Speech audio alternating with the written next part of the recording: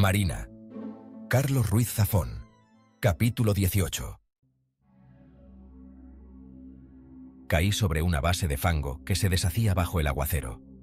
Riachuelos de agua sucia arrastraban flores secas y reptaban entre las lápidas. Pies y manos se me hundieron en el barro. Me incorporé y corrí a ocultarme tras un torso de mármol que elevaba los brazos al cielo. El carruaje se había detenido al otro lado de la verja. El cochero descendió. Portaba un farol e iba ataviado con una capa que le cubría por entero. Un sombrero de ala ancha y una bufanda le protegían de la lluvia y el frío, velando su rostro. Reconocí el carruaje. Era el mismo que se había llevado a la dama de negro aquella mañana en la estación de Francia. Sobre una de las portezuelas se apreciaba el símbolo de la mariposa negra. Cortinajes de terciopelo oscuro cubrían las ventanas. Me pregunté si ella estaría en el interior. El cochero se aproximó a la verja y auscultó con la mirada el interior. Me pegué a la estatua, inmóvil. Luego escuché el tintineo de un manojo de llaves, el chasquido metálico de un candado.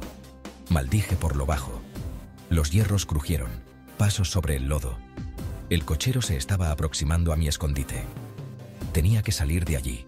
Me volví a examinar el cementerio a mis espaldas. El velo de nubes negras se abrió. La luna dibujó un sendero de luz espectral. La galería de tumbas resplandeció en la tiniebla por un instante. Me arrastré entre lápidas, retrocediendo hacia el interior del cementerio. Alcancé el pie de un mausoleo. Con puertas de hierro forjado y cristal lo sellaban. El cochero continuaba acercándose. Contuve la respiración y me hundí en las sombras.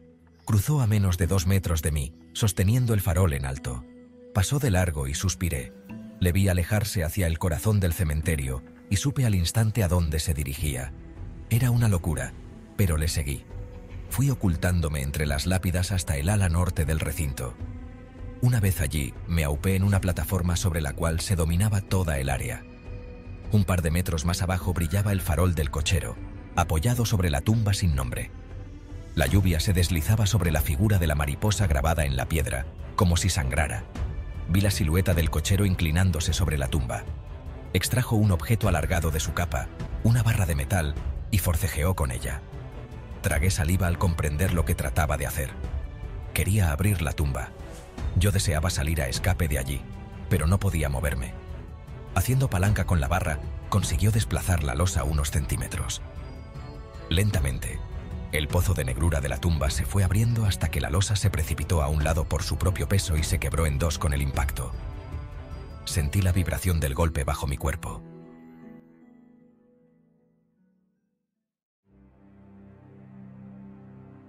El cochero tomó el farol del suelo y lo alzó sobre una fosa de 2 metros de profundidad. Un ascensor al infierno. La superficie de un ataúd negro brillaba en el fondo. El cochero alzó la vista al cielo y súbitamente saltó al interior de la tumba. Desapareció de mi vista en un instante, como si la tierra le hubiera engullido. Escuché golpes y el sonido de madera vieja al quebrarse. Salté y, reptando sobre el fango, me aproximé milímetro a milímetro al borde de la fosa. Me asomé. La lluvia se precipitaba en el interior de la tumba y el fondo se estaba inundando. El cochero seguía allí. En ese momento tiraba de la tapa del ataúd, que cedió a un lado con un estruendo. La madera podrida y la tela raída quedaron expuestas a la luz. El ataúd estaba vacío. El hombre lo contempló inmóvil. Le oí murmurar algo. Supe que era hora de salir de allí a escape, pero al hacerlo, empujé una piedra, que se precipitó en el interior y golpeó el ataúd. En una décima de segundo, el cochero se volvió hacia mí. En la mano derecha sostenía un revólver. Eché a correr desesperadamente hacia la salida, sorteando lápidas y estatuas. Escuché al cochero gritar detrás de mí, trepando fuera de la fosa. Vislumbré la verja de la salida y el carruaje al otro lado. Corrí sin aliento hacia allí. Los pasos del cochero estaban próximos. Comprendí que me alcanzaría en cuestión de segundos en campo abierto. Recordé el arma en su mano y miré desesperadamente a mi alrededor buscando un escondite. Detuve la mirada en la única alternativa que tenía. Rogué que al cochero nunca se le ocurriese buscar allí, el baúl de equipaje que había en la parte trasera del carruaje. Salté sobre la plataforma y me metí de cabeza. En apenas unos segundos, oí los pasos apresurados del cochero alcanzar el corredor de cipreses. Imaginé lo que sus ojos estaban viendo.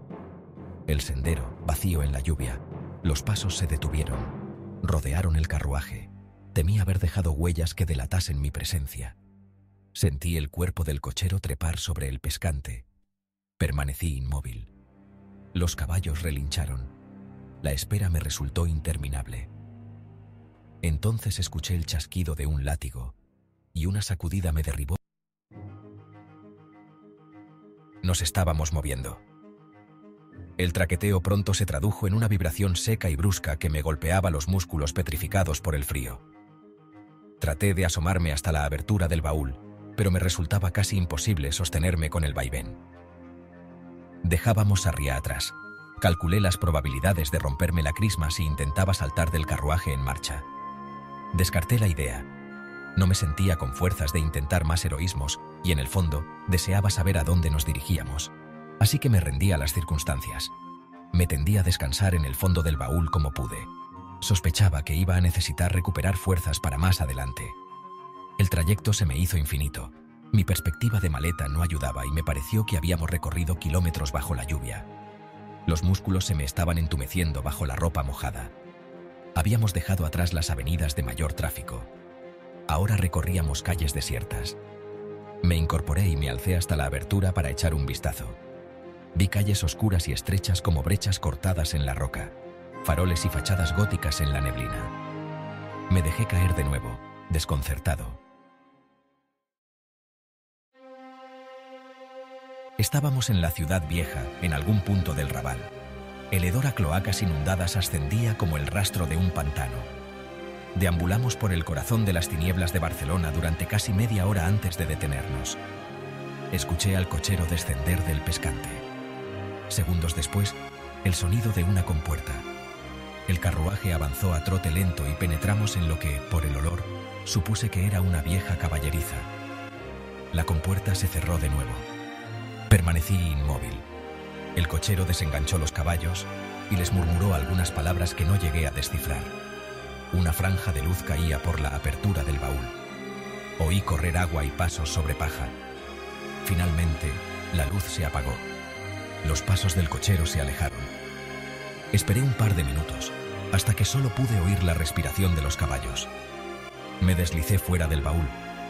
Una penumbra azulada flotaba en las caballerizas. Me dirigí con sigilo hacia una puerta lateral. Salí a un garaje oscuro de techos altos y trabados con vigas de madera. El contorno de una puerta que parecía una salida de emergencia se dibujaba al fondo. Comprobé que la cerradura solo podía abrirse desde dentro. La abrí con cautela y salí por fin a la calle. Me encontré en un callejón oscuro del Raval. Era tan estrecho que podía tocar ambos lados con solo extender los brazos. Un reguero fétido corría por el centro del empedrado. La esquina estaba a solo 10 metros. Me acerqué hasta allí. Una calle más amplia brillaba a la luz vaporosa de farolas que debían de tener más de 100 años. Vi la compuerta de la caballeriza a un lado del edificio. Una estructura gris y miserable. Sobre el dintel de la puerta se leía la fecha de construcción, 1888. Desde aquella perspectiva advertí que el edificio no era más que un anexo a una estructura mayor que ocupaba todo el bloque. Este segundo edificio tenía unas dimensiones palaciegas. Estaba cubierto por un arrecife de andamios y lonas sucias que lo enmascaraban completamente. En su interior podría haberse ocultado una catedral. Traté de deducir qué era, sin éxito. No me vino a la cabeza ninguna estructura de ese tipo que se encontrase en aquella zona del Raval. Me aproximé hasta allí y eché un vistazo entre los paneles de madera que cubrían el andamiaje. Una tiniebla espesa velaba una gran marquesina de estilo modernista. Acerté a ver columnas y una hilera de ventanillas decoradas con un intrincado diseño de hierro forjado. Taquillas. Los arcos de entrada que se apreciaban más allá me recordaron los pórticos de un castillo de leyenda. Todo ello estaba cubierto por una capa de escombros, humedad y abandono. Comprendí de repente dónde estaba. Aquel era el Gran Teatro Real, el suntuoso monumento que Mijaíl Kolbenik había hecho reconstruir para su esposa Eva y cuyo escenario ella jamás llegó a estrenar. El teatro se alzaba ahora como una colosal catacumba en ruinas. Un hijo bastardo de la Ópera de París y el Templo de la Sagrada Familia. Regresé al edificio contiguo que albergaba las caballerizas. El portal era un agujero negro. El portón de madera tenía recortada una pequeña compuerta que recordaba a la entrada de un convento. O una prisión. La compuerta estaba abierta y me introduje en el vestíbulo. Un tragaluz fantasmal ascendía hasta una galería de vidrios quebrados. Una telaraña de tendederos cubiertos de harapos se agitaba al viento. El lugar olía a miseria, a cloaca y a enfermedad. Las paredes rezumaban agua sucia de tuberías reventadas. El suelo estaba encharcado. Distinguí una pila de buzones oxidados y me aproximé a examinarlos.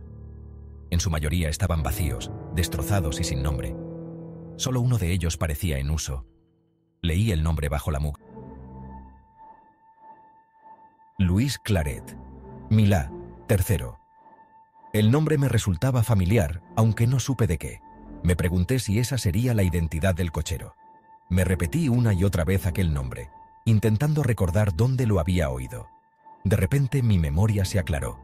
El inspector Florian nos había dicho que, en los últimos tiempos de Kolbenig, solo 2 personas habían tenido acceso a él y a su esposa Eva en el torreón del parque Well Shelley, su médico personal, y un chofer que se negaba a abandonar a su patrón, Louis Claret. Palpé en mis bolsillos en busca del teléfono que Florian nos había dado en caso de que necesitásemos ponernos en contacto con él. Creí que lo había encontrado cuando escuché voces y pasos en lo alto de la escalera. Huí. Una vez en la calle, corrí a ocultarme tras la esquina del callejón. Al poco rato, una silueta asomó por la puerta y echó a andar bajo la llovizna. Era el cochero de nuevo. Claret. Esperé a que su figura se desvaneciese y seguí